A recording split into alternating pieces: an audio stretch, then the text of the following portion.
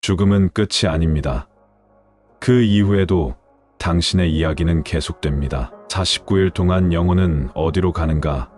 그 비밀을 지금부터 풀어드립니다. 여러분, 안녕하세요. 부처님의 말씀을 전하는 마음이 등불입니다. 오늘 우리는 불교의 4-5세계, 윤회 사상, 49제, 천도의식, 그리고 불교의 우주관이라는 깊고도 넓은 주제에 대해 이야기하려 합니다. 삶과 죽음, 그리고 그 너머를 이해하는 것은 우리 인간에게 언제나 큰 질문이자 화두였지요. 부디 이 시간을 통해 우리 마음에 조금이나마 등불이 켜지길 바라며 이야기를 시작하겠습니다. 먼저 불교의 핵심 사상 중 하나인 윤회에 대해 깊이 이야기해 보겠습니다. 부처님께서는 우리에게 분명히 가르치셨습니다. 이 세상은 단 한 번의 생으로 끝나는 곳이 아니라고 말입니다. 우리가 이 세상에 태어나 살아가고 언젠가 죽음을 맞이하게 되더라도 그것이 끝이 아닙니다. 오히려 또 다른 시작이 기다리고 있습니다. 바로 생전에 지은 업에 따라 새로운 생을 향해 나아가는 여정.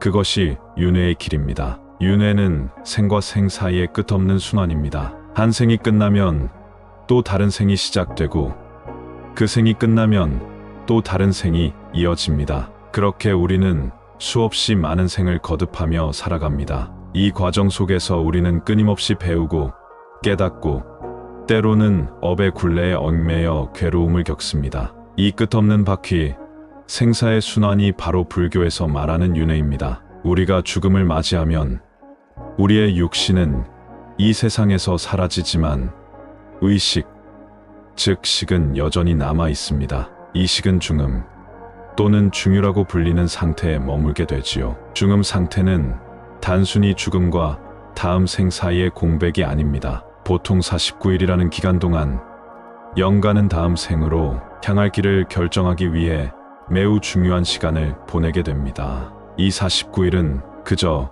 흘러가는 시간이 아닙니다. 영가는 이 기간 동안 오히려 살아있을 때보다 훨씬 더 총명하고 예리해집니다. 생전에 미처 깨닫지 못했던 삶의 의미, 업보의 무게, 인연의 소중함을 마주하게 되지요. 그리고 이때 살아있는 이들의 기도와 법문, 공양은 그 영가에게 더할 나위 없이 큰 힘이 됩니다. 부처님의 말씀을 들려주고 업장을 소멸하는 기회를 주며 깨달음에 이를 수 있도록 길을 열어주는 역할을 하게 됩니다. 그러니 이 49일은 영가에게 두 번째 기회라고도 할 수 있습니다. 생전에 짓고 남긴 업에서 벗어나 한층 더 맑고 깨끗한 상태로 다음 생을 맞이할 수 있도록 돕는 시간입니다. 그리고 그 시간 동안 우리 살아있는 이들은 기도와 공덕을 통해 영가에게 손을 내밀고 동시에 자신의 업장을도 함께 씻어낼 수 있는 소중한 시간을 갖게 되는 것입니다. 결국 윤회는 단순히 반복되는 생사의 고리만을 뜻하지 않습니다. 그 안에는 깨달음과 성찰, 그리고 새로운 희망의 여지가 함께 담겨 있습니다. 부처님께서 이 윤회의 이치를 우리에게 전하신 이유는 바로 이 삶을 더 깊이 이해하고 더 올곧게 살아가며 언젠가는 해탈의 길에 이를 수 있도록 돕기 위함이었음을 우리는 잊지 말아야 할 것입니다. 여기서 정말로 중요한 개념이 하나 등장합니다. 바로 업이라는 것입니다. 업이란 무엇일까요? 업은 우리가 살아가는 동안 행하는 모든 행동, 말, 생각의 결과로 쌓이는 힘입니다. 우리가 웃으며 따뜻한 말을 건네고 남을 돕고 착한 마음을 내는 것, 이것이 바로 선업입니다. 반대로 남을 해치고 미워하고 탐욕과 분노에 휩쓸리는 것, 이것은 악업이지요. 이렇게 쌓인 업은 단순히 그 순간에 머무는 것이 아니라 우리의 마음과 삶을 바꾸고 죽음 이후의 길까지도 결정짓게 됩니다. 불교에서는 이 업이 다음 생을 결정하는 중요한 기준이 된다고 말합니다. 한 사람이 죽으면 그 사람의 영혼은 업에 따라 윤회의 수레바퀴 위를 돌게 됩니다. 그 수레바퀴는 6갈래로 나뉩니다. 바로 지옥, 악귀, 축생, 수라, 인간, 천상, 이 6가지 세계를 우리는 육도라고 부릅니다. 지옥은 고통과 형벌의 세계, 악귀는 끝없는 굶주림과 갈증의 세계, 축생은 어리석음과 약육강식의 세계, 수라는 투쟁과 경쟁의 세계, 인간은 괴로움 속에서도 깨달음의 기회가 있는 세계, 그리고 천상은 즐거움과 복락이 있으나 무상의 그림자가 드리운 세계입니다. 이 육도를 우리는 업에 따라 돌고 또 돌며 태어나고 죽고를 반복합니다. 부처님께서는 말씀하셨습니다. 모든 존재는 업에 따라 움직이며 업은 우리가 스스로 만들어내는 것이다. 이 말씀은 정말 큰 울림을 줍니다. 우리가 겪는 기쁨과 슬픔, 만나게 되는 인연, 살아가는 방향, 이 모든 것이 하늘에서 뚝 떨어진 운명이 아니라 결국 스스로 쌓아올린 업의 결과라는 것입니다. 남 탓, 운명 탓을 하기 전에 내 마음과 내 행동을 돌이켜보라는 부처님의 가르침이 여기에 담겨 있는 것이지요. 그렇기에 불교는 업을 맑히는 삶을 강조합니다. 선업을 쌓고 악업을 줄이며 마음을 비우고 깨달음을 향해 나아가는 삶, 그것이 바로 윤회의 고리를 끊고 해탈로 가는 길입니다. 결국 나를 해치는 것도 나를 구원하는 것도 바로 나 자신이라는 것을 부처님께서는 일깨워 주셨습니다. 이 깊은 가르침 앞에서 우리는 다시금 묻게 됩니다. 나는 지금 어떤 업을 쌓고 있는가? 그리고 나는 그 업으로 어디로 향하고 있는가? 이제 49제와 천도의식에 대해 좀 더 깊이 이야기해 보겠습니다. 천도의식은 단순히 돌아가신 분의 명복을 비는 행사가 아닙니다. 그것은 더 큰 의미를 품고 있습니다. 돌아가신 영가가 생전에 쌓은 악업과 원한을 떨쳐내고 맑고 청정한 마음으로 극락정토로 나아갈 수 있도록 돕는 불교의 중요한 의식입니다. 이 의식은 영가가 다음 생을 보다 좋은 곳에서 맞이할 수 있도록 부처님의 자비와 법력으로 이끌어주는 일종의 안내라고도 할 수 있겠습니다. 그 중심에 선 것이 바로 49제입니다. 49제는 돌아가신 날로부터 49일 동안 7일마다 한 번씩 제를 지내며 영가의 업장을 소멸시키고 좋은 곳으로 나아가도록 돕는 의식입니다. 그래서 77제라는 이름으로도 불립니다. 77, 즉 7번의 7일, 총 49일을 뜻하지요. 이 49일은 불교에서 대단히 중요한 시간입니다. 영가는 명부라 불리는 사후세계에서 10분의 왕, 즉 명부시왕의 심판을 받습니다. 조 7일에는 진광대왕, 2 7일에는 초강대왕, 3 7일에는 송제대왕, 그리고 마지막 7 7일에는 태산대왕에 이르기까지 10분의 왕이 순차적으로 생전의 업을 심판하며 윤회의 방향을 결정합니다. 특히 5번째, 5 7일의 심판을 맡은 염라대왕은 금강경을 머리에 이고 계신 모습으로 유명합니다. 금강경은 집착을 내려놓고 무상을 깨닫게 해주는 경전인데 그만큼 염라대왕이 중생에게 집착을 비우고 업에서 벗어나길 바라는 마음을 담고 있다고 볼 수 있습니다. 부처님께서는 이렇게 말씀하셨습니다. 돌아가신 이에게 법을 들려주어 깨달음의 기회를 주고 산자는 공덕을 쌓아 업장을 소멸하라. 이 말씀은 49제의 본질을 단적으로 보여줍니다. 49제는 단순히 돌아가신 분의 영혼을 위로하는 자리가 아닙니다. 오히려 그분에게 부처님의 말씀을 들려주어 깨달음을 얻게 하고 산 사람들 또한 공덕을 쌓으며 자기 자신을 맑히는 자리인 것입니다. 그럼 이제 49제가 어떻게 진행되는지 구체적으로 살펴보겠습니다. 49제는 여러 가지 절차로 나누어 진행됩니다. 먼저 시연이라는 의식으로 불보살님과 영가를 맞이하고 대령의식에서는 오늘 의식의 의미를 설명하며 영가가 법을 잘 듣고 좋은 곳으로 가기를 기원합니다. 관욕의식에서는 영가의 몸, 즉 식의 상태를 깨끗이 씻어주는 의미가 담겨 있습니다. 그 다음은 도량의 수호 신장님들께 보호를 청하는 신중작법, 부처님께 공양을 올리고 경전을 읽는 상단 불공, 이어서 신중단에 공양을 올리는 신중태공이 진행됩니다. 또한 관음 시식에서는 영가에게 음식을 베풀며 무상의 법문을 들려주어 세상의 집착을 놓게 하고 마지막 봉송의식에서는 영가를 극락으로 배웅하며 마무리합니다. 이 일련의 의식은 각 7일마다 차례로 지내는데 그 안에는 인간의 6가지 감각기관과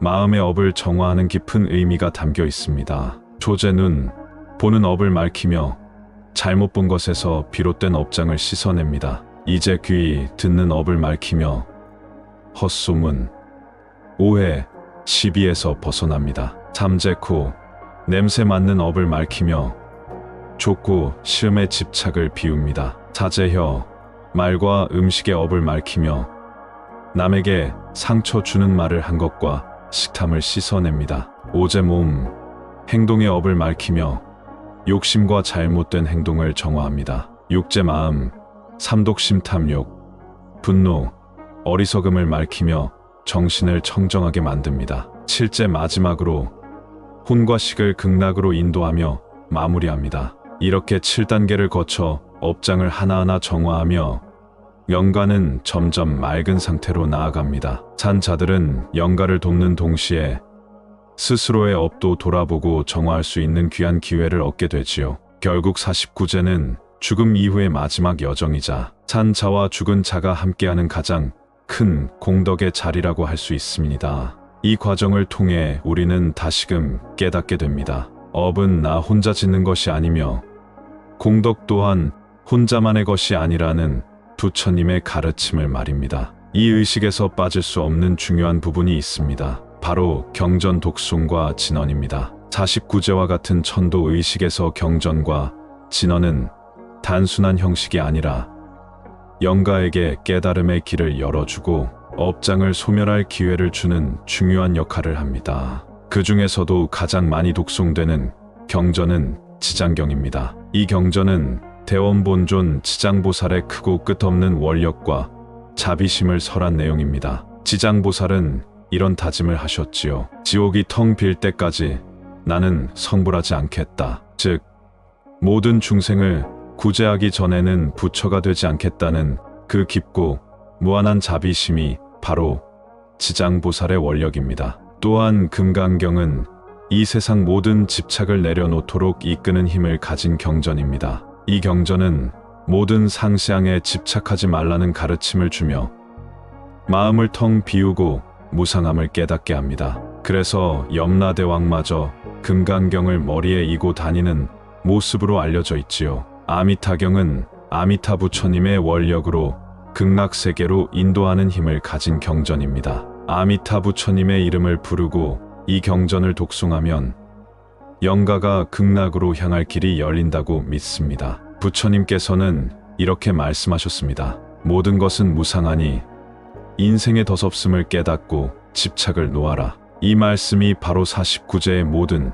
절차와 법문에 녹아 있습니다. 죽은 이를 위해 올리는 경전 독송은 단순한 의례가 아닙니다. 그 속에는 무상함을 깨닫고 업장을 소멸하며 산 자와 죽은 자 모두에게 깨달음의 길을 여는 깊은 의미가 담겨 있습니다. 이제 우리의 시선을 불교의 우주관으로 돌려보겠습니다. 불교는 중생이 머무는 세계를 3개로 나눕니다. 첫째, 욕계입니다. 이 세계는 탐욕이 가득한 세계로 인간과 동물, 아귀, 지옥, 천상의 유욕천이 포함됩니다. 우리가 잘 아는 인간의 세계가 여기에 속하지요. 둘째, 색계는 탐욕은 벗어났지만 여전히 형상에 집착하는 세계입니다. 수행을 통해 탐욕을 버린 존재들이 이 세계에 태어나며 17천으로 구성되어 있습니다. 셋째, 무색계는 탐욕과 형상 모두에서 벗어나 오직 선정의 경지에 머무는 세계입니다. 여기는 물질적인 형상이 전혀 존재하지 않는 순수한 마음의 세계로 공무변처천, 식무변처천, 무소유처천, 비상비비상처천 4단계로 구성되어 있습니다. 이 3계 안에서 중생들은 끝없는 윤회를 반복합니다. 그 윤회의 6갈래를 육도라 부릅니다. 지옥, 아귀, 축생, 수라, 인간, 천상 각각은 고유의 특징과 고통 또는 즐거움을 가지고 있으며 모두 업에 따라 윤회하는 무대가 됩니다. 특히 인간 세계는 이 육도 중에서 해탈의 가능성이 가장 높은 세계로 여겨집니다. 왜냐하면 인간은 괴로움과 즐거움, 부족함과 충만함을 두루 경험할 수 있는 존재이기 때문입니다. 생로병사의 고통 속에서도 수행과 정진을 통해 깨달음을 얻을 수 있는 기회를 가진 참으로 소중한 자리입니다. 부처님께서는 인간으로 태어난 이 소중한 기회를 결코 헛되이 쓰지 말라고 가르치셨습니다. 지금 이 순간이야말로 수행의 때이며 해탈의 문이 열려 있는 순간이다. 우리는 이 말씀을 마음에 새기며 이 귀한 삶을 어떻게 써야 할지를 다시 한번 깊이 돌아봐야 할 것입니다. 불교의 시간관은 참으로 놀랍고도 흥미로운 사유의 세계를 열어줍니다. 불교에서는 시간이 절대적인 것이 아니라고 봅니다. 우리 인간이 시계로 재고 달력으로 구분하는 시간은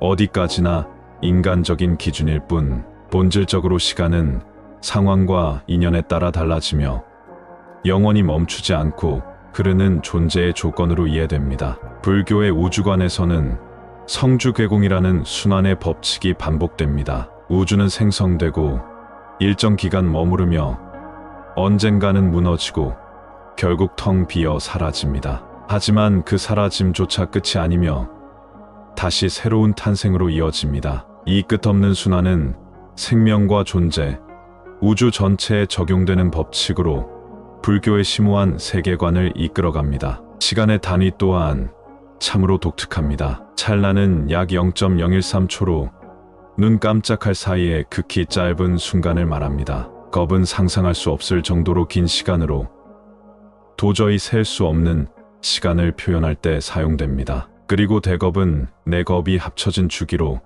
우주의 성주괴공이 한 바퀴 도는 완전한 순환을 의미합니다. 흥미로운 것은 이런 불교의 시간관이 현대 물리학의 상대성 이론과도 맞닿아 있다는 점입니다. 모든 것은 움직이는 속도, 공간, 질량에 따라 다르게 흘러가며 시간은 절대적인 것이 아니라 상대적인 법칙에 의해 변화한다는 점에서 놀라운 교차점을 발견할 수 있지요. 부처님께서는 이렇게 말씀하셨습니다. 모든 것은 연기하여 생하고 연기하여 멸한다. 세상 모든 것은 인연이 모여 생겨나고 인연이 닿으면 소멸합니다. 그러므로 우리는 한순간 한순간을 헛되이 보내지 말고 지금 이 찰나의 삶을 소중히 여기며 선업을 쌓아야 한다고 가르치셨습니다. 불교의 우주관, 특히 기세관은 공간에 대한 놀라운 사유를 담고 있습니다. 기세관이란 한마디로 중생이 살아가는 모든 공간, 즉 우주 전체를 말합니다. 말하자면 우주를 담고 있는 그릇과 같은 개념이지요. 그 안에서 부처님의 교화가 미치는 범위는 3000대 1000세계로 표현됩니다. 이는 무려 10억 개의 수미 세계가 모여 이루어진 거대한 우주적 단위입니다. 각각의 수미 세계는 수미산을 중심으로 동서남북, 네 대륙, 다다, 산, 1000개로 구성되며 이 모든 세계가 부처님의 가르침 아래 움직이고 있는 것입니다. 우리 인간은 이 거대한 우주 안에서 남선부주라는 대륙에 살고 있다고 여겨집니다. 남선부주는 인간이 윤회를 반복하며 선업을 쌓고 깨달음을 얻을 가능성이 가장 높은 영역으로 알려져 있습니다. 그 위로는 웅장한 수미산이 우뚝 솟아 있고 그 중턱에는 사천왕이 머무는 사천왕천, 그 정상에는 제석천왕이 다스리는 도리천, 그리고 그 위로는 야마천, 도솔천, 낙변화천, 타화자재천까지 1000개가 이어집니다. 특히 도솔천은 중요한 의미를 가집니다. 이곳은 미륵보살이 머물며 다음 생에 성불하기를 기다리는 곳으로 언젠가 미륵보살이 이 세상에 내려와 중생을 구제할 날을 준비하는 성스러운 세계입니다. 이렇듯 불교의 우주관은 상상조차 하기 어려울 만큼 방대하지만 그 안에서 우리가 사는 이 순간과 공간을 소중히 여기고 업을 밝히며 선업을 쌓는 삶을 살아야 함을 일깨워줍니다. 결국 이 거대한 우주의 법칙 안에서도 중요한 것은 지금 이 찰나의 마음과 행동이라는 사실을 부처님께서는 늘 강조하셨던 것입니다. 사랑하는 여러분, 이 모든 이야기가 우리에게 주는 메시지는 무엇일까요? 삶과 죽음, 그 너머의 세계는 모두 지금 이 순간에 우리의 마음과 행위에서 비롯됩니다. 죽은 이에게 선업을 지어주고 살아있는 우리 또한 깨달음을 향해 나아가는 것. 그것이 바로 부처님께서 가르치신 삶의 길입니다. 부처님께서는 말씀하셨습니다. 남을 위하여 등불을 밝히면 자신의 길 또한 환히 비춘다. 영가를 위해 올리는 기도와 공덕은 결국 우리 자신을 위한 것이기도 합니다. 오늘 마음이 등불에서 전한 이야기가 여러분 마음속 깊이 잔잔히 스며들길 바랍니다. 죽음은 끝이 아니라 또 다른 시작이며 우리는 언제나 지금 이 순간에서부터 해탈의 길을 열어갈 수 있습니다. 부디 이 귀한 가르침을 마음에 새기며 오늘 하루도 평온하고 자비로운 하루 보내시길 기원합니다. 감사합니다. 죽음은 끝이 아닙니다. 그 이후에도 당신의 이야기는 계속됩니다. 49일 동안 영혼은 어디로 가는가?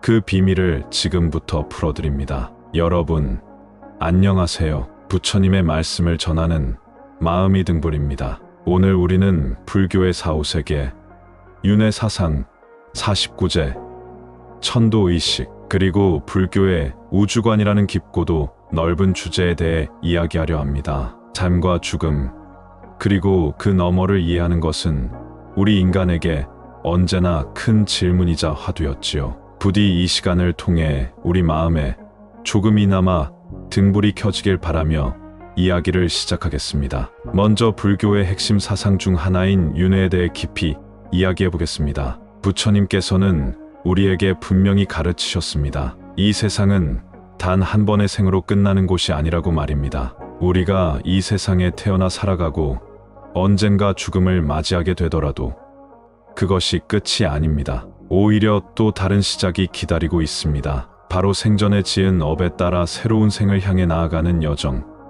그것이 윤회의 길입니다. 윤회는 생과 생 사이의 끝없는 순환입니다. 한 생이 끝나면 또 다른 생이 시작되고 그 생이 끝나면 또 다른 생이 이어집니다. 그렇게 우리는 수없이 많은 생을 거듭하며 살아갑니다. 이 과정 속에서 우리는 끊임없이 배우고 깨닫고 때로는 업의 굴레에 얽매여 괴로움을 겪습니다. 이 끝없는 바퀴, 생사의 순환이 바로 불교에서 말하는 윤회입니다. 우리가 죽음을 맞이하면 우리의 육신은 이 세상에서 사라지지만 의식, 즉 식은 여전히 남아 있습니다. 이 식은 중음 또는 중유라고 불리는 상태에 머물게 되지요. 중음 상태는 단순히 죽음과 다음 생 사이의 공백이 아닙니다. 보통 49일이라는 기간 동안 영가는 다음 생으로 향할 길을 결정하기 위해 매우 중요한 시간을 보내게 됩니다. 이 49일은 그저 흘러가는 시간이 아닙니다. 영가는 이 기간 동안 오히려 살아있을 때보다 훨씬 더 총명하고 예리해집니다. 생전에 미처 깨닫지 못했던 삶의 의미, 업보의 무게, 인연의 소중함을 마주하게 되지요. 그리고 이때 살아있는 이들의 기도와 법문, 공양은 그 영가에게 더할 나위 없이 큰 힘이 됩니다. 부처님의 말씀을 들려주고 업장을 소멸하는 기회를 주며 깨달음에 이를 수 있도록 길을 열어주는 역할을 하게 됩니다. 그러니 이 49일은 영가에게 두 번째 기회라고도 할 수 있습니다. 생전에 짓고 남긴 업에서 벗어나 한층 더 맑고 깨끗한 상태로 다음 생을 맞이할 수 있도록 돕는 시간입니다. 그리고 그 시간 동안 우리 살아있는 이들은 기도와 공덕을 통해 영가에게 손을 내밀고 동시에 자신의 업장을도 함께 씻어낼 수 있는 소중한 시간을 갖게 되는 것입니다. 결국 윤회는 단순히 반복되는 생사의 고리만을 뜻하지 않습니다. 그 안에는 깨달음과 성찰, 그리고 새로운 희망의 여지가 함께 담겨 있습니다. 부처님께서 이 윤회의 이치를 우리에게 전하신 이유는 바로 이 삶을 더 깊이 이해하고 더 올곧게 살아가며 언젠가는 해탈의 길에 이를 수 있도록 돕기 위함이었음을 우리는 잊지 말아야 할 것입니다. 여기서 정말로 중요한 개념이 하나 등장합니다. 바로 업이라는 것입니다. 업이란 무엇일까요? 업은 우리가 살아가는 동안 행하는 모든 행동, 말, 생각의 결과로 쌓이는 힘입니다. 우리가 웃으며 따뜻한 말을 건네고 남을 돕고 착한 마음을 내는 것, 이것이 바로 선업입니다. 반대로 남을 해치고 미워하고 탐욕과 분노에 휩쓸리는 것, 이것은 악업이지요. 이렇게 쌓인 업은 단순히 그 순간에 머무는 것이 아니라 우리의 마음과 삶을 바꾸고 죽음 이후의 길까지도 결정짓게 됩니다. 불교에서는 이 업이 다음 생을 결정하는 중요한 기준이 된다고 말합니다. 한 사람이 죽으면 그 사람의 영혼은 업에 따라 윤회의 수레바퀴 위를 돌게 됩니다. 그 수레바퀴는 6갈래로 나뉩니다. 바로 지옥, 악귀, 축생, 수라, 인간, 천상 이 6가지 세계를 우리는 육도라고 부릅니다. 지옥은 고통과 형벌의 세계, 악귀는 끝없는 굶주림과 갈증의 세계, 축생은 어리석음과 약육강식의 세계, 수라는 투쟁과 경쟁의 세계, 인간은 괴로움 속에서도 깨달음의 기회가 있는 세계, 그리고 천상은 즐거움과 복락이 있으나 무상의 그림자가 드리운 세계입니다. 이 육도를 우리는 업에 따라 돌고 또 돌며 태어나고 죽고를 반복합니다. 부처님께서는 말씀하셨습니다. 모든 존재는 업에 따라 움직이며 업은 우리가 스스로 만들어내는 것이다. 이 말씀은 정말 큰 울림을 줍니다. 우리가 겪는 기쁨과 슬픔, 만나게 되는 인연, 살아가는 방향, 이 모든 것이 하늘에서 뚝 떨어진 운명이 아니라 결국 스스로 쌓아올린 업의 결과라는 것입니다. 남 탓, 운명 탓을 하기 전에 내 마음과 내 행동을 돌이켜보라는 부처님의 가르침이 여기에 담겨 있는 것이지요. 그렇기에 불교는 업을 맑히는 삶을 강조합니다. 선업을 쌓고 악업을 줄이며 마음을 비우고 깨달음을 향해 나아가는 삶, 그것이 바로 윤회의 고리를 끊고 해탈로 가는 길입니다. 결국 나를 해치는 것도 나를 구원하는 것도 바로 나 자신이라는 것을 부처님께서는 일깨워 주셨습니다. 이 깊은 가르침 앞에서 우리는 다시금 묻게 됩니다. 나는 지금 어떤 업을 쌓고 있는가? 그리고 나는 그 업으로 어디로 향하고 있는가? 이제 49제와 천도의식에 대해 좀 더 깊이 이야기해 보겠습니다. 천도의식은 단순히 돌아가신 분의 명복을 비는 행사가 아닙니다. 그것은 더 큰 의미를 품고 있습니다. 돌아가신 영가가 생전에 쌓은 악업과 원한을 떨쳐내고 맑고 청정한 마음으로 극락정토로 나아갈 수 있도록 돕는 불교의 중요한 의식입니다. 이 의식은 영가가 다음 생을 보다 좋은 곳에서 맞이할 수 있도록 부처님의 자비와 법력으로 이끌어주는 일종의 안내라고도 할 수 있겠습니다. 그 중심에 선 것이 바로 49제입니다. 49제는 돌아가신 날로부터 49일 동안 7일마다 한 번씩 제를 지내며 영가의 업장을 소멸시키고 좋은 곳으로 나아가도록 돕는 의식입니다. 그래서 77제라는 이름으로도 불립니다. 77, 즉 7번의 7일, 총 49일을 뜻하지요. 이 49일은 불교에서 대단히 중요한 시간입니다. 영가는 명부라 불리는 사후 세계에서 열분의 왕, 즉 명부시왕의 심판을 받습니다. 조 7일에는 진광대왕, 2 7일에는 초강대왕, 3 7일에는 송제대왕, 그리고 마지막 7 7일에는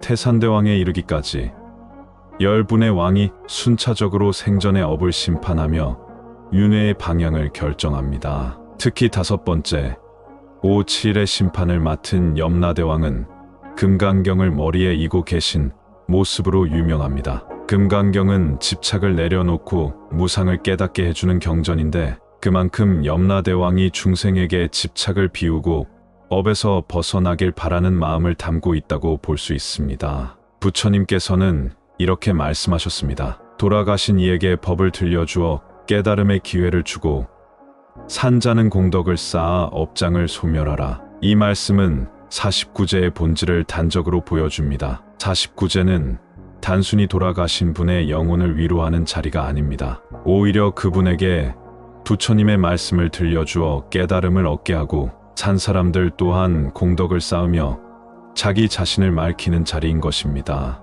그럼 이제 49제가 어떻게 진행되는지 구체적으로 살펴보겠습니다. 49제는 여러 가지 절차로 나누어 진행됩니다. 먼저 시연이라는 의식으로 불보살님과 영가를 맞이하고 대령의식에서는 오늘 의식의 의미를 설명하며 영가가 법을 잘 듣고 좋은 곳으로 가기를 기원합니다. 관욕 의식에서는 영가의 몸, 즉 식의 상태를 깨끗이 씻어주는 의미가 담겨 있습니다. 그 다음은 도량의 수호 신장님들께 보호를 청하는 신중작법, 부처님께 공양을 올리고 경전을 읽는 상단 불공, 이어서 신중단에 공양을 올리는 신중태공이 진행됩니다. 또한 관음 시식에서는 영가에게 음식을 베풀며 무상의 법문을 들려주어 세상에 집착을 놓게 하고, 마지막 봉송의식에서는 영가를 극락으로 배웅하며 마무리합니다. 이 일련의 의식은 각 7일마다 차례로 지내는데 그 안에는 인간의 6가지 감각기관과 마음의 업을 정화하는 깊은 의미가 담겨 있습니다. 조제 눈, 보는 업을 밝히며 잘못 본 것에서 비롯된 업장을 씻어냅니다. 이제 귀, 듣는 업을 밝히며 헛소문, 오해, 시비에서 벗어납니다. 잠재 코, 냄새 맡는 업을 밝히며 족구, 시음의 집착을 비웁니다. 자제 혀, 말과 음식의 업을 밝히며 남에게 상처 주는 말을 한 것과 식탐을 씻어냅니다. 오제 몸, 행동의 업을 밝히며 욕심과 잘못된 행동을 정화합니다. 육제 마음, 삼독심 탐욕, 분노, 어리석음을 밝히며 정신을 청정하게 만듭니다. 칠제 마지막으로 혼과 식을 극락으로 인도하며 마무리합니다. 이렇게 7단계를 거쳐 업장을 하나하나 정화하며 영가는 점점 맑은 상태로 나아갑니다. 산자들은 영가를 돕는 동시에 스스로의 업도 돌아보고 정화할 수 있는 귀한 기회를 얻게 되지요. 결국 49제는 죽음 이후의 마지막 여정이자 산자와 죽은 자가 함께하는 가장 큰 공덕의 자리라고 할 수 있습니다. 이 과정을 통해 우리는 다시금 깨닫게 됩니다. 업은 나 혼자 짓는 것이 아니며 공덕 또한 혼자만의 것이 아니라는 부처님의 가르침을 말입니다. 이 의식에서 빠질 수 없는 중요한 부분이 있습니다. 바로 경전 독송과 진언입니다. 49제와 같은 천도 의식에서 경전과 진언은 단순한 형식이 아니라 영가에게 깨달음의 길을 열어주고 업장을 소멸할 기회를 주는 중요한 역할을 합니다. 그 중에서도 가장 많이 독송되는 경전은 지장경입니다. 이 경전은 대원본존 지장보살의 크고 끝없는 원력과 자비심을 설한 내용입니다. 지장보살은 이런 다짐을 하셨지요. 지옥이 텅 빌 때까지 나는 성불하지 않겠다. 즉, 모든 중생을 구제하기 전에는 부처가 되지 않겠다는 그 깊고 무한한 자비심이 바로 지장보살의 원력입니다. 또한 금강경은 이 세상 모든 집착을 내려놓도록 이끄는 힘을 가진 경전입니다. 이 경전은 모든 상시앙에 집착하지 말라는 가르침을 주며 마음을 텅 비우고 무상함을 깨닫게 합니다. 그래서 염라대왕마저 금강경을 머리에 이고 다니는 모습으로 알려져 있지요. 아미타경은 아미타 부처님의 원력으로 극락세계로 인도하는 힘을 가진 경전입니다. 아미타 부처님의 이름을 부르고 이 경전을 독송하면 영가가 극락으로 향할 길이 열린다고 믿습니다. 부처님께서는 이렇게 말씀하셨습니다. 모든 것은 무상하니 인생의 덧없음을 깨닫고 집착을 놓아라. 이 말씀이 바로 49제의 모든 절차와 법문에 녹아 있습니다. 죽은 이를 위해 올리는 경전 독송은 단순한 의례가 아닙니다. 그 속에는 무상함을 깨닫고 업장을 소멸하며 산 자와 죽은 자 모두에게 깨달음의 길을 여는 깊은 의미가 담겨 있습니다. 이제 우리의 시선을 불교의 우주관으로 돌려보겠습니다. 불교는 중생이 머무는 세계를 3개로 나눕니다. 첫째, 욕계입니다. 이 세계는 탐욕이 가득한 세계로 인간과 동물, 아귀, 지옥, 천상의 유욕천이 포함됩니다. 우리가 잘 아는 인간의 세계가 여기에 속하지요. 둘째, 색계는 탐욕은 벗어났지만 여전히 형상에 집착하는 세계입니다. 수행을 통해 탐욕을 버린 존재들이 이 세계에 태어나며 17천으로 구성되어 있습니다. 셋째, 무색계는 탐욕과 형상 모두에서 벗어나 오직 선정의 경지에 머무는 세계입니다. 여기는 물질적인 형상이 전혀 존재하지 않는 순수한 마음의 세계로 공무변처천, 직무변처천, 무소유처천, 비상비비상처천 4단계로 구성되어 있습니다. 이 3개 안에서 중생들은 끝없는 윤회를 반복합니다. 그 윤회의 6갈래를 육도라 부릅니다. 지옥, 악귀, 축생, 수라, 인간, 천상 각각은 고유의 특징과 고통 또는 즐거움을 가지고 있으며 모두 업에 따라 윤회하는 무대가 됩니다. 특히 인간 세계는 이 육도 중에서 해탈의 가능성이 가장 높은 세계로 여겨집니다. 왜냐하면 인간은 괴로움과 즐거움, 부족함과 충만함을 두루 경험할 수 있는 존재이기 때문입니다. 생로병사의 고통 속에서도 수행과 정진을 통해 깨달음을 얻을 수 있는 기회를 가진 참으로 소중한 자리입니다. 부처님께서는 인간으로 태어난 이 소중한 기회를 결코 헛되이 쓰지 말라고 가르치셨습니다. 지금 이 순간이야말로 수행의 때이며 해탈의 문이 열려 있는 순간이다. 우리는 이 말씀을 마음에 새기며 이 귀한 삶을 어떻게 써야 할지를 다시 한번 깊이 돌아봐야 할 것입니다. 불교의 시간관은 참으로 놀랍고도 흥미로운 사유의 세계를 열어줍니다. 불교에서는 시간이 절대적인 것이 아니라고 봅니다. 우리 인간이 시계로 재고 달력으로 구분하는 시간은 어디까지나 인간적인 기준일 뿐 본질적으로 시간은 상황과 인연에 따라 달라지며 영원히 멈추지 않고 흐르는 존재의 조건으로 이해됩니다. 불교의 우주관에서는 성주괴공이라는 순환의 법칙이 반복됩니다. 우주는 생성되고 일정 기간 머무르며 언젠가는 무너지고 결국 텅 비어 사라집니다. 하지만 그 사라짐조차 끝이 아니며 다시 새로운 탄생으로 이어집니다. 이 끝없는 순환은 생명과 존재, 우주 전체에 적용되는 법칙으로 불교의 심오한 세계관을 이끌어갑니다. 시간의 단위 또한 참으로 독특합니다. 찰나는 약 0.013초로 눈 깜짝할 사이에 극히 짧은 순간을 말합니다. 겁은 상상할 수 없을 정도로 긴 시간으로 도저히 셀 수 없는 시간을 표현할 때 사용됩니다. 그리고 대겁은 네 겁이 합쳐진 주기로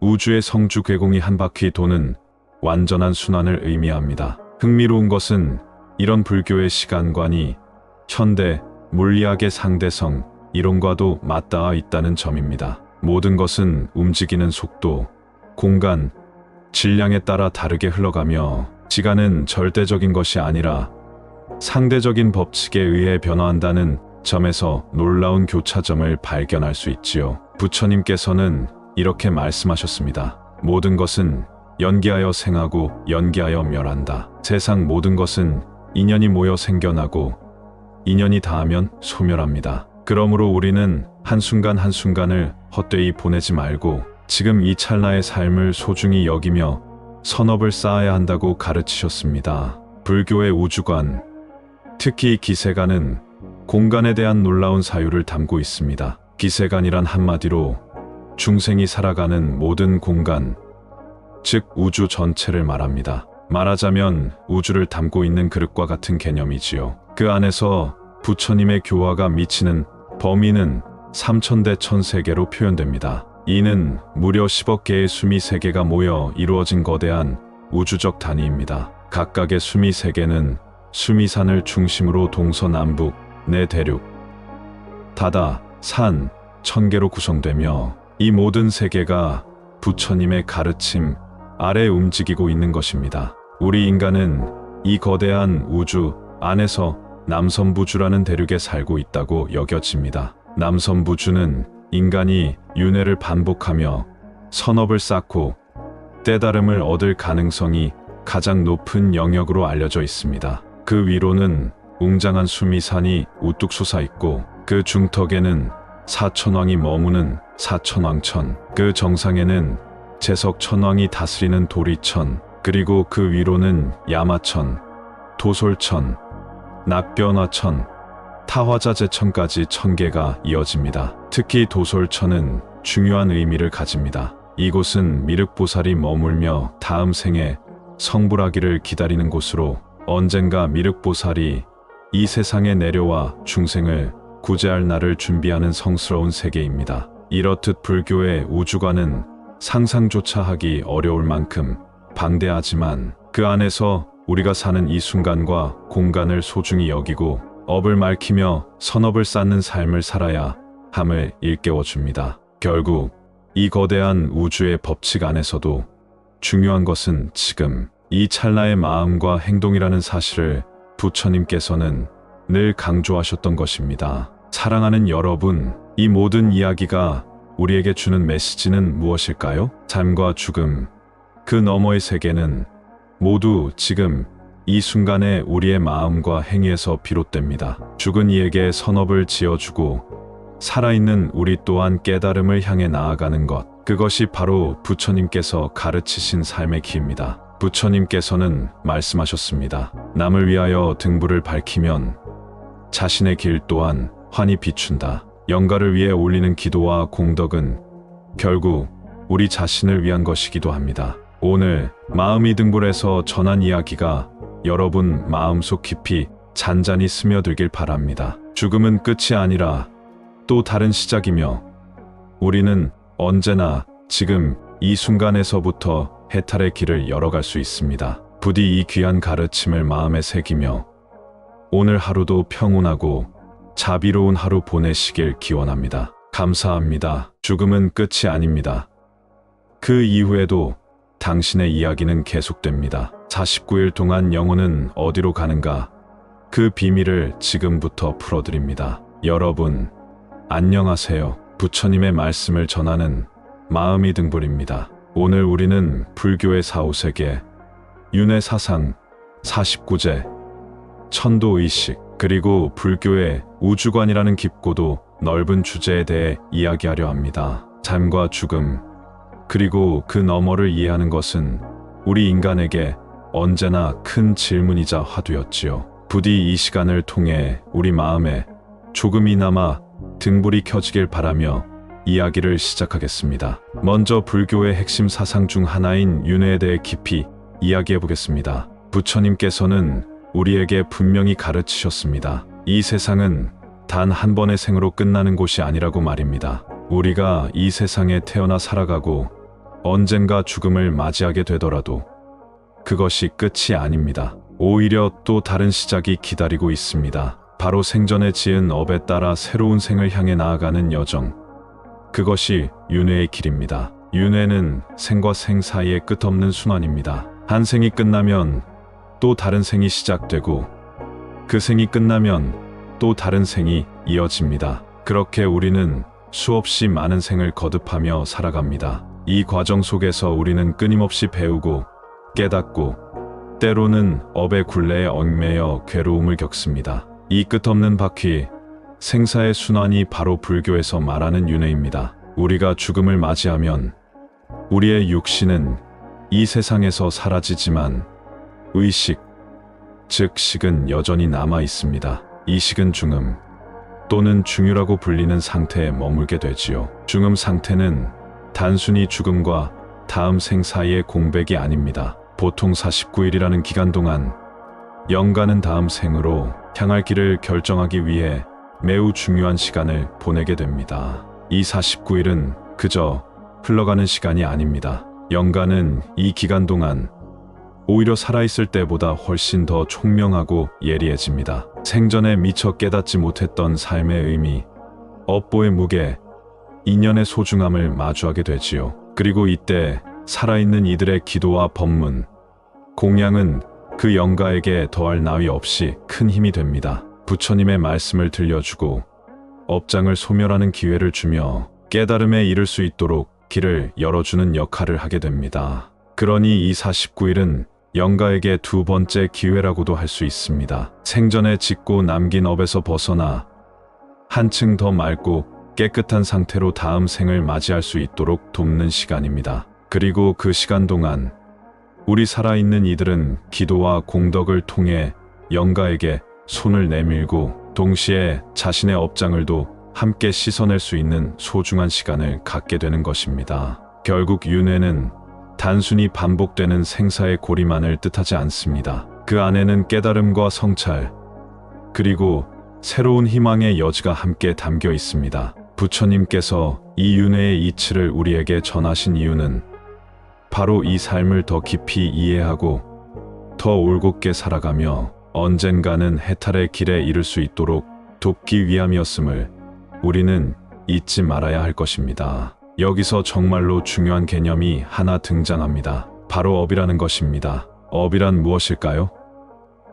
업은 우리가 살아가는 동안 행하는 모든 행동, 말, 생각의 결과로 쌓이는 힘입니다. 우리가 웃으며 따뜻한 말을 건네고 남을 돕고 착한 마음을 내는 것, 이것이 바로 선업입니다. 반대로 남을 해치고 미워하고 탐욕과 분노에 휩쓸리는 것, 이것은 악업이지요. 이렇게 쌓인 업은 단순히 그 순간에 머무는 것이 아니라 우리의 마음과 삶을 바꾸고 죽음 이후의 길까지도 결정짓게 됩니다. 불교에서는 이 업이 다음 생을 결정하는 중요한 기준이 된다고 말합니다. 한 사람이 죽으면 그 사람의 영혼은 업에 따라 윤회의 수레바퀴 위를 돌게 됩니다. 그 수레바퀴는 6갈래로 나뉩니다. 바로 지옥, 악귀, 축생, 수라, 인간, 천상, 이 6가지 세계를 우리는 육도라고 부릅니다. 지옥은 고통과 형벌의 세계,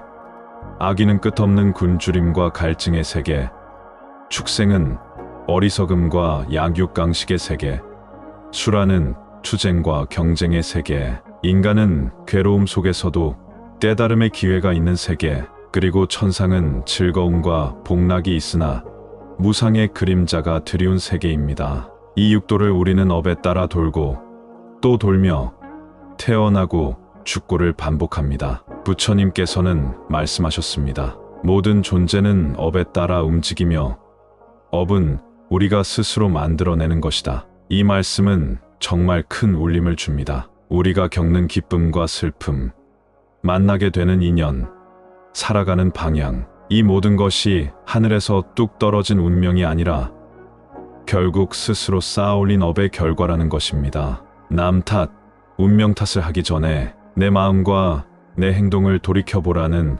부처님의 가르침이 여기에 담겨 있는 것이지요. 그렇기에 불교는 업을 맑히는 삶을 강조합니다. 선업을 쌓고 악업을 줄이며 마음을 비우고 깨달음을 향해 나아가는 삶, 그것이 바로 윤회의 고리를 끊고 해탈로 가는 길입니다. 결국 나를 해치는 것도 나를 구원하는 것도 바로 나 자신이라는 것을 부처님께서는 일깨워 주셨습니다. 이 깊은 가르침 앞에서 우리는 다시금 묻게 됩니다. 나는 지금 어떤 업을 쌓고 있는가? 그리고 나는 그 업으로 어디로 향하고 있는가? 이제 49제와 천도의식에 대해 좀 더 깊이 이야기해 보겠습니다. 천도의식은 단순히 돌아가신 분의 명복을 비는 행사가 아닙니다. 그것은 더 큰 의미를 품고 있습니다. 돌아가신 영가가 생전에 쌓은 악업과 원한을 떨쳐내고 맑고 청정한 마음으로 극락정토로 나아갈 수 있도록 돕는 불교의 중요한 의식입니다. 이 의식은 영가가 다음 생을 보다 좋은 곳에서 맞이할 수 있도록 부처님의 자비와 법력으로 이끌어주는 일종의 안내라고도 할 수 있겠습니다. 그 중심에 선 것이 바로 49제입니다. 49제는 돌아가신 날로부터 49일 동안 7일마다 한 번씩 제를 지내며 영가의 업장을 소멸시키고 좋은 곳으로 나아가도록 돕는 의식입니다. 그래서 77제라는 이름으로도 불립니다. 77, 즉 7번의 7일, 총 49일을 뜻하지요. 이 49일은 불교에서 대단히 중요한 시간입니다. 영가는 명부라 불리는 사후 세계에서 10분의 왕, 즉 명부시왕의 심판을 받습니다. 초 7일에는 진광대왕, 2 7일에는 초강대왕, 3 7일에는 송제대왕, 그리고 마지막 7 7일에는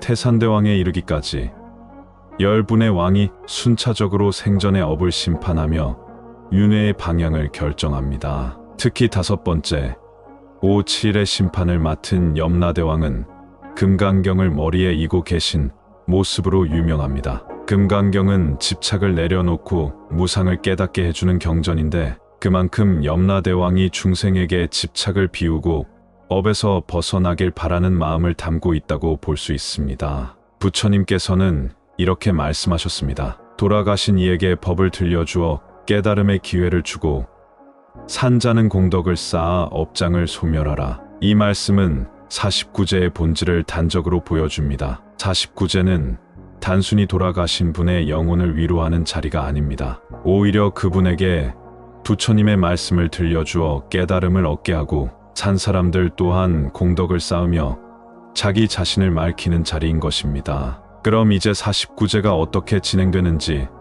구체적으로 살펴보겠습니다. 49제는 여러 가지 절차로 나누어 진행됩니다. 먼저 시연이라는 의식으로 불보살님과 영가를 맞이하고 대령의식에서는 오늘 의식의 의미를 설명하며 영가가 법을 잘 듣고 좋은 곳으로 가기를 기원합니다. 관욕의식에서는 영가의 몸, 즉 식의 상태를 깨끗이 씻어주는 의미가 담겨 있습니다. 그 다음은 도량의 수호 신장님들께 보호를 청하는 신중작법, 부처님께 공양을 올리고 경전을 읽는 상단 불공, 이어서 신중단에 공양을 올리는 신중태공이 진행됩니다. 또한 관음 시식에서는 영가에게 음식을 베풀며 무상의 법문을 들려주어 세상에 집착을 놓게 하고 마지막 봉송의식에서는 영가를 극락으로 배웅하며 마무리합니다. 이 일련의 의식은 각 7일마다 차례로 지내는데 그 안에는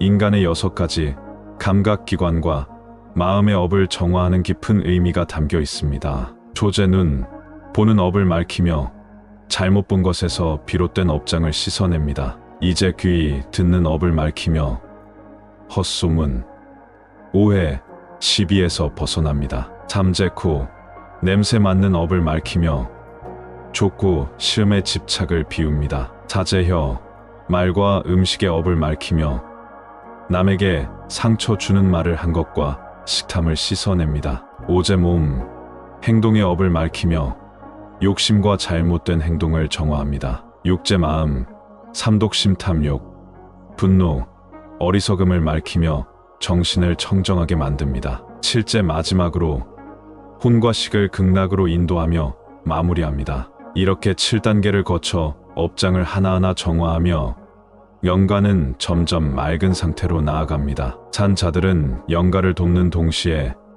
스스로의 업도 돌아보고 정화할 수 있는 귀한 기회를 얻게 되지요. 결국 49제는 죽음 이후의 마지막 여정이자 산자와 죽은 자가 함께하는 가장 큰 공덕의 자리라고 할 수 있습니다. 이 과정을 통해 우리는 다시금 깨닫게 됩니다. 업은 나 혼자 짓는 것이 아니며 공덕 또한 혼자만의 것이 아니라는 부처님의 가르침을 말입니다. 이 의식에서 빠질 수 없는 중요한 부분이 있습니다. 바로 경전 독송과 진언입니다. 49제와 같은 천도 의식에서 경전과 진언은 단순한 형식이 아니라 영가에게 깨달음의 길을 열어주고 업장을 소멸할 기회를 주는 중요한 역할을 합니다. 그 중에서도 가장 많이 독송되는 경전은 지장경입니다. 이 경전은 대원본존 지장보살의 크고 끝없는 원력과 자비심을 설한 내용입니다. 지장보살은 이런 다짐을 하셨지요. 지옥이 텅 빌 때까지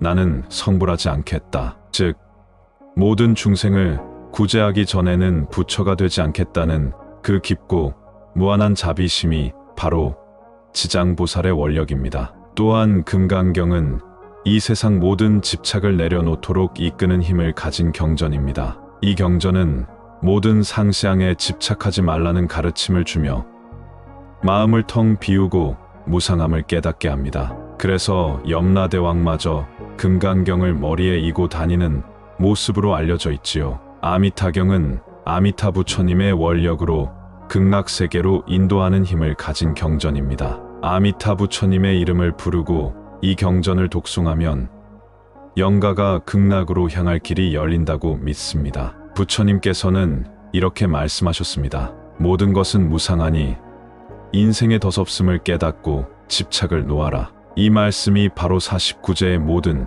절차와 법문에 녹아 있습니다. 죽은 이를 위해 올리는 경전 독송은 단순한 의례가 아닙니다. 그 속에는 무상함을 깨닫고 업장을 소멸하며 산 자와 죽은 자 모두에게 깨달음의 길을 여는 깊은 의미가 담겨 있습니다. 이제 우리의 시선을 불교의 우주관으로 돌려보겠습니다. 불교는 중생이 머무는 세계를 3개로 나눕니다. 첫째, 욕계입니다. 이 세계는 탐욕이 가득한 세계로 인간과 동물, 아귀, 지옥, 천상의 육욕천이 포함됩니다. 우리가 잘 아는 인간의 세계가 여기에 속하지요. 둘째, 색계는 탐욕은 벗어났지만 여전히 형상에 집착하는 세계입니다. 수행을 통해 탐욕을 버린 존재들이 이 세계에 태어나며 17천으로 구성되어 있습니다. 셋째, 무색계는 탐욕과 형상 모두에서 벗어나 오직 선정의 경지에 머무는 세계입니다. 여기는 물질적인 형상이 전혀 존재하지 않는 순수한 마음의 세계로 공무변처천, 직무변처천, 무소유처천, 비상비비상처천 4단계로 구성되어 있습니다. 이 3개 안에서 중생들은 끝없는 윤회를 반복합니다. 그 윤회의 6갈래를 육도라 부릅니다. 지옥, 아귀, 축생, 수라, 인간, 천상 각각은 고유의 특징과 고통 또는 즐거움을 가지고 있으며 모두 업에 따라 윤회하는 무대가 됩니다. 특히 인간 세계는 이 육도 중에서 해탈의 가능성이 가장 높은 세계로 여겨집니다. 왜냐하면 인간은 괴로움과 즐거움, 부족함과 충만함을 두루 경험할 수 있는 존재이기 때문입니다. 생로병사의 고통 속에서도 수행과 정진을 통해 깨달음을 얻을 수 있는 기회를 가진 참으로 소중한 자리입니다. 부처님께서는 인간으로 태어난 이 소중한 기회를 결코 헛되이 쓰지 말라고 가르치셨습니다. 지금 이 순간이야말로 수행의 때이며 해탈의 문이 열려있는 순간이다. 우리는 이 말씀을 마음에 새기며 이 귀한 삶을 어떻게 써야 할지를 다시 한번 깊이 돌아봐야 할 것입니다. 불교의 시간관은 참으로 놀랍고도 흥미로운 사유의 세계를 열어줍니다. 불교에서는 시간이 절대적인 것이 아니라고 봅니다. 우리 인간이 시계로 재고 달력으로 구분하는 시간은 어디까지나 인간적인 기준일 뿐 본질적으로 시간은 상황과 인연에 따라 달라지며 영원히 멈추지 않고 흐르는 존재의 조건으로 이해됩니다. 불교의 우주관에서는 성주괴공이라는 순환의 법칙이 반복됩니다. 우주는 생성되고 일정 기간 머무르며 언젠가는 무너지고 결국 텅 비어 사라집니다. 하지만 그 사라짐조차 끝이 아니며 다시 새로운 탄생으로 이어집니다. 이 끝없는 순환은 생명과 존재, 우주 전체에 적용되는 법칙으로 불교의 심오한 세계관을 이끌어갑니다. 시간의 단위 또한 참으로 독특합니다. 찰나는 약 0.013초로 눈 깜짝할 사이에 극히 짧은 순간을 말합니다. 겁은 상상할 수 없을 정도로 긴 시간으로 도저히 셀 수 없는 시간을 표현할 때 사용됩니다. 그리고 대겁은 네 겁이 합쳐진 주기로 우주의 성주괴공이 한 바퀴 도는 완전한 순환을 의미합니다. 흥미로운 것은 이런 불교의 시간관이 현대 물리학의 상대성 이론과도 맞닿아 있다는 점입니다. 모든 것은 움직이는 속도, 공간, 질량에 따라 다르게 흘러가며 시간은 절대적인 것이 아니라 상대적인 법칙에 의해 변화한다는 점에서 놀라운 교차점을 발견할 수 있지요. 부처님께서는 이렇게 말씀하셨습니다. 모든 것은 연기하여 생하고 연기하여 멸한다. 세상 모든 것은 인연이 모여 생겨나고 인연이 닿으면 소멸합니다. 그러므로 우리는 한순간 한순간을 헛되이 보내지 말고 지금 이 찰나의 삶을 소중히 여기며 선업을 쌓아야 한다고 가르치셨습니다. 불교의 우주관, 특히 기세관은 공간에 대한 놀라운 사유를 담고 있습니다. 기세관이란 한마디로 중생이 살아가는 모든 공간,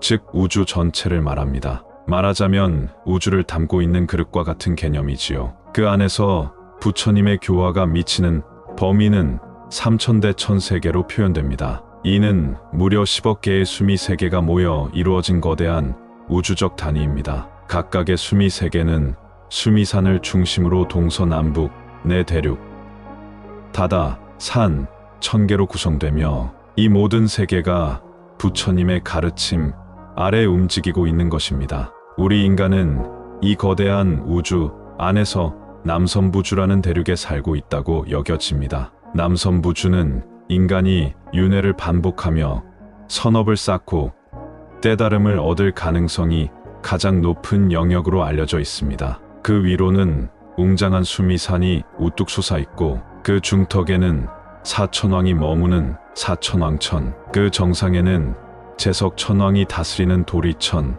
그리고 그 위로는 야마천, 도솔천, 낙변화천, 타화자재천까지 1000개가 이어집니다. 특히 도솔천은 중요한 의미를 가집니다. 이곳은 미륵보살이 머물며 다음 생에 성불하기를 기다리는 곳으로 언젠가 미륵보살이 이 세상에 내려와 중생을 구제할 날을 준비하는 성스러운 세계입니다. 이렇듯 불교의 우주관은 상상조차 하기 어려울 만큼 방대하지만 그 안에서 우리가 사는 이 순간과 공간을 소중히 여기고 업을 밝히며 선업을 쌓는 삶을 살아야 함을 일깨워줍니다. 결국 이 거대한 우주의 법칙 안에서도 중요한 것은 지금 이 찰나의 마음과 행동이라는 사실을 부처님께서는 늘 강조하셨던 것입니다. 사랑하는 여러분, 이 모든 이야기가 우리에게 주는 메시지는 무엇일까요? 삶과 죽음, 그 너머의 세계는 모두 지금 이 순간에 우리의 마음과 행위에서 비롯됩니다. 죽은 이에게 선업을 지어주고 살아있는 우리 또한 깨달음을 향해 나아가는 것, 그것이 바로 부처님께서 가르치신 삶의 길입니다. 부처님께서는 말씀하셨습니다. 남을 위하여 등불을 밝히면 자신의 길 또한 환히 비춘다. 영가를 위해 올리는 기도와 공덕은 결국 우리 자신을 위한 것이기도 합니다. 오늘 마음이 등불에서 전한 이야기가 여러분 마음속 깊이 잔잔히 스며들길 바랍니다. 죽음은 끝이 아니라 또 다른 시작이며 우리는 언제나 지금 이 순간에서부터 해탈의 길을 열어갈 수 있습니다. 부디 이 귀한 가르침을 마음에 새기며 오늘 하루도 평온하고 자비로운 하루 보내시길 기원합니다. 감사합니다.